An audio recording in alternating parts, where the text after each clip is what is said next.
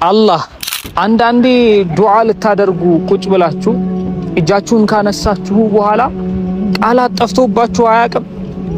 ከየት መጀመር እንዳለባችሁ ግራ ገብቷችሁ ምን አይነት አረፍተ ነገሮች የእናንተን ስሜት እንደሚገልጽላችሁ ጠፍቷችሁ አያውቅም?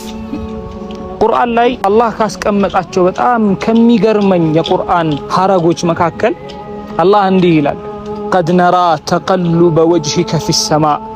የአላህ መልእክተኛ ያ ነቢ ሙሐመድ ዓለይሂ ሰላቱ ወሰላም ከጭንቀት ከውጥረት ብዛት ከኛ እርዳታንና እገዛን ክጀላ ወደ ሰማይ ያንጋጠጥክበትን ስብር ብለህ ወደ ሰማይ ያየህበትን ፊትህን ስሜቱን አይተነዋል፣ ፊትህን አይተን ተረድተንሃል ይላል አላህ ሱብሓነሁ ወተዓላ።